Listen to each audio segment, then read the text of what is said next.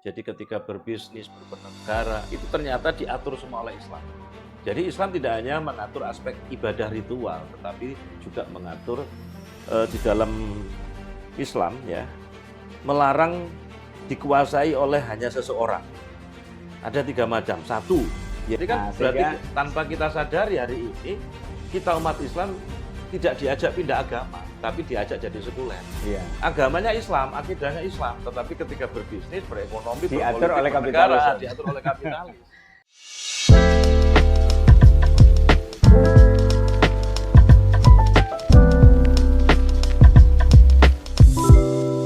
Assalamualaikum warahmatullahi wabarakatuh.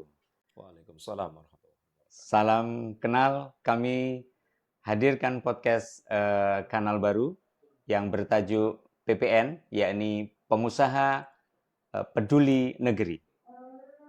Ya, PPN ini diprakarsai oleh beberapa pengusaha khususnya di Jawa Timur yang memang ingin menyampaikan aspirasinya bahwa semestinya beberapa masalah harusnya bisa diselesaikan secara tuntas tanpa harus berlarut-larut. Kali ini kita ditemani oleh narasumber utama kita, pembinanya para pengusaha di Jawa Timur. Yakni kita sapa dulu Ustadz Dr. Fakih Syarif. Selamat siang Ustadz. Selamat siang. Masya Allah. Alhamdulillah sehat semuanya. Alhamdulillah. Sehat Ustadz? Alhamdulillah ya. sehat. Alhamdulillah. Di era Ramadan ini kita ingin mengulik ya kajian-kajian yang tematis yang ini jauh lebih besar manfaatnya hanya daripada hanya sekedar kita bicara masalah-masalah ibadah rutinitas. Kenapa? Karena masalah-masalah yang kita nanti akan kulik ini adalah masalah-masalah yang mampu bisa menyelesaikan hajat hidup orang banyak di seluruh negeri gitu ya, terutama negeri-negeri kaum muslimin. Baik Ustadz, kali ini kita memberikan sebuah tema tentang kasus-kasus yang banyak terjadi Ustadz. Iya. Di negeri kita kebetulan kasusnya lagi hangat nih. Ada bagaimana privatisasi, kemudian bagaimana pagar laut ya Ustadz ya. Kemudian ada lagi masalah-masalah yang tentang penyerahan tambang kepada ormas-ormas. Ya. Nah, ini mungkin kami perlu tinjauan Ustadz, terutama dari sisi bagaimana sistem ekonomi Islam mengatur masalah-masalah ini. Baik, terima kasih Mas Budiman. Jadi teman sekalian, Islam itu tidak hanya mengatur hubungan manusia dengan Allah. Maka di situ ada akidah, ada ibadah. Tetapi Islam juga mengatur bagaimana hubungan manusia dengan dirinya sendiri. Sehingga ada aturan tentang makanan, minuman, pakaian, dan akhlak. Islam juga mengatur bagaimana hubungan manusia dengan manusia yang lainnya. Ada aturan tentang muamalah, ekonomi, pendidikan, politik, ya, sanksi pidana. Jadi ketika berbisnis, bernegara, itu ternyata diatur semua oleh Islam. Maka konsekuensi keimanan kita kepada Allah Subhanahu wa taala ketika kita mengucapkan 2 kalimat syahadat, asyhadu an la ilaha illallah wa asyhadu anna Muhammadar Rasulullah, itu tidak sekedar mengakui adanya Allah, tidak sekedar mengakui adanya Rasulullah sebagai utusan Allah, tetapi rela dan ridho diatur oleh syariat Allah yang dibawa oleh baginda Rasulullah Muhammad SAW. Jadi Islam tidak hanya mengatur aspek ibadah ritual, tetapi juga mengatur tentang sistem ekonomi di dalam Islam. Dan itu tidak didapati di dalam agama yang lainnya. Tidak ada sistem ekonomi Nasrani, sistem ekonomi Buddhisme, tidak ada. Karena agama-agama yang lainnya itu hanya aspek ibadah ritual, aspek spiritual saja. Nah, sementara Islam tadi itu kan tidak hanya Islam spiritual, tapi Islam politik dan spiritual. Karena dia juga mengatur hubungan manusia dengan Allah, mengatur hubungan manusia dengan dirinya sendiri, dan mengatur hubungan manusia dengan manusia yang lainnya. Dan ekonomi termasuk di dalam aturan saat Islam mengatur hubungan manusia dengan sesama manusia. Nah, bagaimana sekarang pandangan dalam sistem ekonomi Islam? Jadi di dalam sistem ekonomi Islam itu kepemilikan itu ada 3, Hmm. pemirsa semua, termasuk yang nonton di podcast Pengusaha Peduli Negeri atau yang sekarang saya siarkan live TikTok. Yang pertama ada kepemilikan individu. Nah, kepemilikan individu sudah banyak paham. Iya. Yang kedua adalah kepemilikan umum. Dan yang ketiga adalah kepemilikan negara. Nah, yang kasus yang sekarang lagi marak tadi itu, kita perlu memetakan. Di dalam Islam itu ada yang disebut dengan al-milkiyatul ammah, kepemilikan apa? Umum. Apa sih Kepemilikan. kepemilikan umum itu? Adalah kepemilikan yang itu yang menjadi milik apa? Masyarakat. Milik umum yang tidak boleh dikuasai oleh seseorang dan itu memang atas perintah asyari dan itu memang ditetapkan oleh Allah.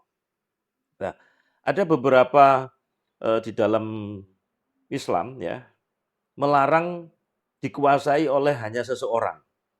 Ada 3 macam. Satu, yaitu merupakan fasilitas umum. Jadi kalau itu merupakan fasilitas umum, jadi tidak ada dalam satu negeri atau suatu komunitas, maka akan menimbulkan sengketa atau bencana. Jadi kalau itu dimiliki oleh seseorang, itu malah bahaya. Makanya disebut mengenai fasilitas umum. Jadi fasilitas umum itu ya memang harus dikelola oleh negara, dikembalikan kepada fasilitas. Yang kedua adalah barang tambang. Barang tambang yang jumlahnya banyak, tidak terbatas. Itu menjadi kategori kepemilikan umum. Kemudian yang ketiga adalah sumber daya alam yang sifat pembentukannya itu menghalangi untuk dimiliki oleh hanya individu. Nah, di dalam sebuah hadis itu saya bacakan ini, hadis yang diriwayatkan oleh Ibnu Abbas. Rasulullah pernah bersabda, al-muslimuna syurakaun fi salasi, fil kala wal ma wan nahr. Jadi umat Islam itu berserikat 3 hal. Ya, yang pertama adalah fil kala itu tanah lapang. Kemudian ma itu air, kemudian nar itu api. Berarti kalau energi itu termasuk fasilitas umum, kan dari bagian dari api tadi. Kemudian tanah lapang, hutan, sumber-sumber daya alam yang melimpah ruah, itu adalah kepemilikan umum, kepemilikan masyarakat yang harus dikelola oleh negara. Padang lapangan ini mungkin bisa diartikan sekarang seperti padang savana. Ya, jadi kayak padang lapang termasuk hutan-hutan itu kan juga itu kan termasuk pemilikan umum dan itu tidak boleh dimiliki pribadi ya. Iya, tidak boleh kemudian hanya dibagikan ke orang hutan kalau bahasa saya itu. Jadi saya seringkali guyonan ya, sejahat-jahat Fir'aun. Fir'aun itu kan penguasa paling dolim lah yang di dunia diabadikan oleh Allah dalam Al-Quran. Itu tidak pernah ngapling-ngapling laut gitu kan. Nah, Indonesia ini laut-laut dikapling-kapling menjadi milik individu ya. Nah, jadi kalau kita lihat tadi saya rujuk di dalam kitab Nizamul Iqtisadi fil Islam. Inilah yang disebut dengan apa? Kepemilikan umum. Jadi tadi berupa 3 macam, merupakan fasilitas umum, kemudian barang tambang yang tidak terbatas, kemudian sumber-sumber daya alam yang kalau dilihat dari sifat pembentukannya itu menghalangi untuk dimiliki hanya oleh individu secara perorangan. Apalagi kemudian di dalam hadis itu ternyata disebutkan juga umat Islam itu berserikat 3 hal, yaitu tanah lapang, jadi air dan kemudian api. Ya, termasuk yang muncul dari dalamnya tadi nanti bisa energi dan sebagainya. Nah, itu dalam hadis itu ditunjukkan Rasulullah itu pernah mengelolakan. Nah, ketika Rasulullah melakukan ini berarti Rasulullah sebagai kepala negara mengelolakan tambang garam kepada seseorang. Nah, ternyata kemudian ada para sahabat mengatakan, ya Rasul, apa yang engkau berikan tambang garam itu seperti air yang mengalir terus. Akhirnya kemudian sama Rasul dicabut lagi. Nah, maka berarti sumber-sumber kekayaan alam yang itu memenuhi hajat hidup orang banyak dan itu berjumlah banyak tidak boleh dikuasakan ke individu. Tapi harus dikelola oleh negara dan dikembalikan kepada masyarakat dalam bentuk fasilitas. Nanti akan saya hitungkan. Sumber daya alam Indonesia itu luar biasa. Baik, sahabat pengusaha. Menarik sekali ya apa yang dikaji oleh Ustadz Fakih Sarif dalam hal ini tentang bagaimana kepemilikan itu diatur oleh syariat ya, karena ada kepemilikan individu yang memang bisa dimiliki oleh masing-masing individu yang ada sebagai warga negara. Tetapi ada kalanya ada hal-hal yang bidang-bidang yang tidak boleh dimiliki secara individu walaupun bisa dibeli, Ustaz ya. Iya. Walaupun bisa dibeli. Ya, ini tentang kemanfaatannya untuk umat. Oleh karena itu, kepemilikan umum ini haruslah dikelola oleh negara, tetapi hasilnya dari pengelolaan itu harus dikembalikan kepada kesejahteraan warga negaranya gitu, Iya, Ustaz ya. setelah dikurangi oleh biaya operasional dan macam-macam. Iya. Jadi Baik. sebenarnya potensi kekayaan alam kita di Indonesia, makanya nanti berpulang pada basic dasarnya. Ketika kita memang menggunakan akidah Islam itu sebagai landasan, maka otomatis harus terikat pada hukum syara, termasuk di dalam mengelola negara, termasuk di dalam persoalan ekonomi. Lah hari ini kan landasannya bukan akidah Islam, tapi sekuler. Iya. Akhirnya banyak menghalalkan segala cara.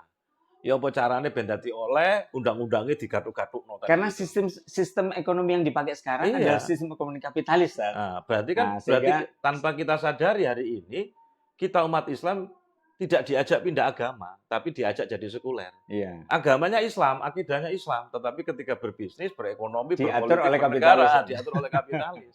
Iya. Sehingga nggak ketemu, hari ini nggak ketemu. Dan Iya. akhirnya ada yang protes Indonesia gelap dan sebagainya. Agar kita tidak menjadi Indonesia gelap, maka harus kembali kepada cahaya Allah. Dan Betul. cahaya Allah itu tidak ada lain adalah dinul Islam. Iya.